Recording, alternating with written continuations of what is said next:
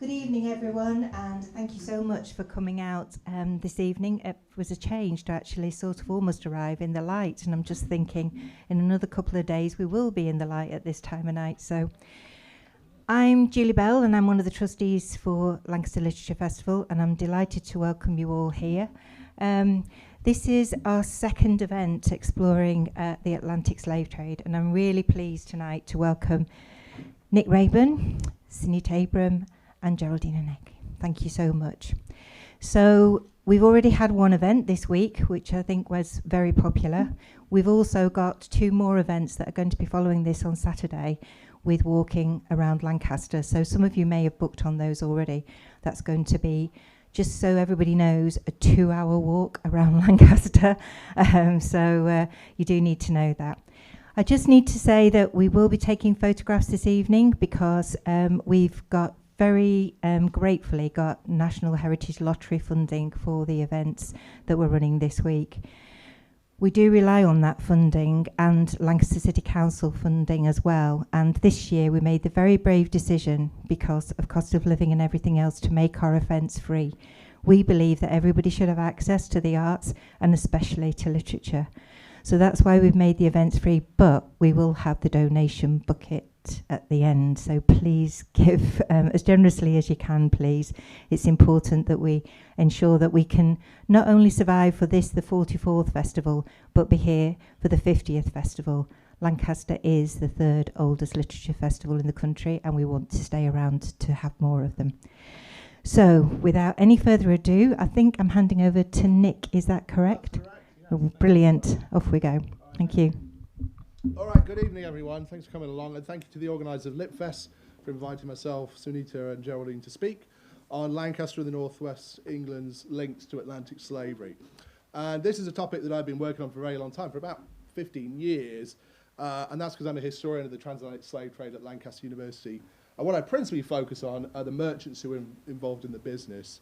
And one of the projects I've been involved in is a big database of the transatlantic slave trade that shows pretty clearly and definitively the very clear connection between this part of the world, northwest England, and Atlantic slavery. And we can see that pretty much straight away if we just dive into this map here, which shows any port in Britain from which a slave ship left across the 18th and 17th centuries. And as you can see, a lot of different ports, some of which might be quite surprising, such as Poulton-le-Fylde or Preston, dispatched slave ships. So it was a broad-based phenomenon, the transatlantic slave trade. But you can also see, if we look at the largest slave trading ports in Britain, that those in the northwest of England predominate, especially Liverpool. Right? Merchants out of Liverpool, Lancaster and Whitehaven collectively enslaved about 1.4 million people. And that is going to make northwest England the centre of the Atlantic slave system by the late 18th century, and certainly the centre of Britain's slave trade, which is, by the late 18th century, by the way, the largest in the Atlantic world. The reasons for northwest England's deep involvement in the slave trade, and especially Liverpool's deep involvement in the slave trade, have been pretty well rehearsed and researched by historians. The region faces the Atlantic via the Irish Sea, giving it access to Africa and the Americas via ships. Liverpool is proximate to manufacturing centres such as Manchester, which furnish a lot of goods for the trade, as well as other places like Birmingham, which produce things like firearms and metalwares for the slave trade that can be exchanged for enslaved people. And it has there's a big deep water port at Liverpool from which slave ships can go. So those geographic and economic explanations are very useful for understanding that broader picture of why northwest England is engaged so close with the slave trade, especially Liverpool, as opposed to something like Lancaster, which is, as you see, a very small slave trading port compared to Liverpool. But it doesn't really give us an explanation of why thousands of individuals from this part of the world invested their money in such a violent and morally reprehensible business, and in doing so, made this region the capital of Britain's immense slave trade. So what I've been doing in my own research, which will be published in a forthcoming book with Yale University Press on Britain's slave trading merchants, but also an AHRC, Arts and Humanities Research Council funded project that's exploring the biographies of slave trading merchants, is turn our focus to those individuals, find out who they are, where do they come from, and what are their motivations in putting their money into the business of slaving. And as this map demonstrates, there it is, sorry. By looking at the origins of slave trading merchants, it really gives a very clear sense of the importance of this region as a whole for driving the slave trade. And that's because if we look at where slave trading merchants hail from, they don't just come from Liverpool, they don't just come from the areas proximate to Liverpool, but they come from all over northwest England, and especially this area up here, Lancaster and especially the Lune Valley, and across the bay as well, in places like Ulverston. And I'll speak about some of the people, individuals who come from these places. So the myriad villages and towns that dot the countryside, not the cities themselves. And if we turn, and this is a table, hold on, to look at the largest slave trading families in British history, and indeed some of the largest slave traders in world history, you'll see that people from this area also predominate. 9 out of 10 of the largest slave traders in British history are from northwest England, principally from Lancashire. Okay, you can also see by looking at this table at the third column here on the occupational backgrounds of the families, that most of them have fairly lowly social origins. Almost every slaving dynasty, and these are often multi-generational dynasties in which multiple generations of people are engaged in the slave trade, were middling sorts who possessed meagre stocks of capital. Okay. Despite their lowly origins, these families would collectively enslave over 500,000 enslaved Africans.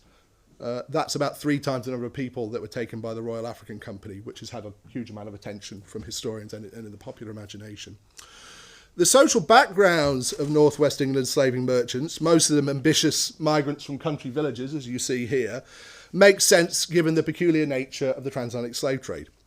Slaving merchants dealt in people, and those people fought back, but they also perished in large numbers on the deadly voyages around the Atlantic.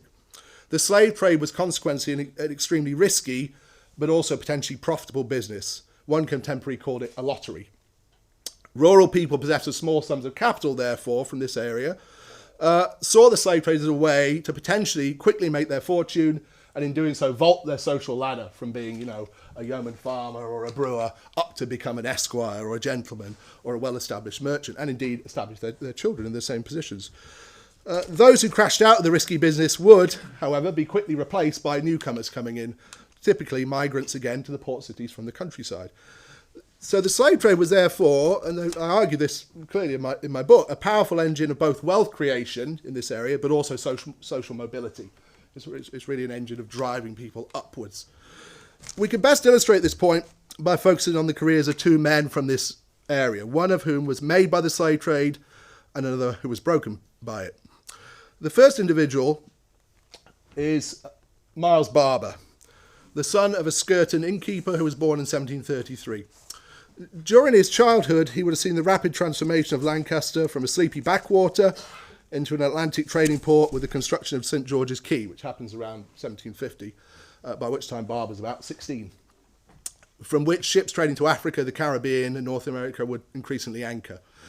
In 1758, Barber sought to join the ranks of Lancaster's increasingly affluent mercantile elite by investing his inheritance of £400 from his dad, who was a brewer and a publican, over the river in the slave trade. He elbowed his way into the trade by constructing a base for his slave trading operations on the Ile de Los, a circular chain of islands off the coast of modern-day Guinea. And he staffed this factory, and you see a depiction of it here by a slave ship captain who visited the place in the 1780s. It's got various buildings and little boats that go away from the island up the rivers nearby, principally with men recruited from Lancaster and its surrounds, either up the Lune Valley, the Lancaster itself, or villages over the bay, who would be employed buying and selling people in Africa. Once they were collected together and imprisoned on the island, Barber's ships would come out from Lancaster and then later Liverpool, that's where he relocates to, around 1760, to put the people on board and ship them across the Atlantic into slavery, typically to the Caribbean and North America. And the captains of those ships were also principally recruited from this area. Through this strategy, Barber rapidly established himself as one of the leading slave traders in Liverpool, to which he'd relocated, and over his 30-year career in the trade, he enslaved almost 20,000 people. It's quite remarkable, given he's just a barber's son, a brewer's son from Skirton. His fall was, however, as rapid as his rise. He was bankrupted 3 times, and he died in 1795 in Le Havre, where he'd moved to continue his slaving activities under the French flag. Despite his failure, he nonetheless helped to transform both his natal region, this area, and the wider Atlantic world. In 1793, he sold the Ile de Los to John and Thomas Hodgson, two former slave ship captains who were in his employ, who had then become slave and trading merchants themselves, who hailed from Caton, up the river. Those two men, unlike their previous employer Barber, succeeded in enslaving by shipping people to the French and British Caribbean in large numbers. After their retirement for the bloody business, after abolition, they reinvested their slaving fortune in ornate houses and spinning mills in their native Caton, transforming the sleepy village into what you basically see today. Although the Hodgsons left the trade at abolition, tens of thousands of people would continue to be taken through the slave trade that Barber and his fellow Lancaster men had helped to animate around the Ile de Los. This wasn't a slave trading centre before Barber created his factory there. A deadly and now illegal business that the Royal Navy would spend decades trying to stamp out. They basically have to send in a huge naval forces to try and eliminate the trade up the Ile de Los and then the adjacent rivers, which had been created pre-abolition by Lancastrian merchants. While Barber may have died with little to show from his long slaving career, thousands of other northerners who won spectacularly through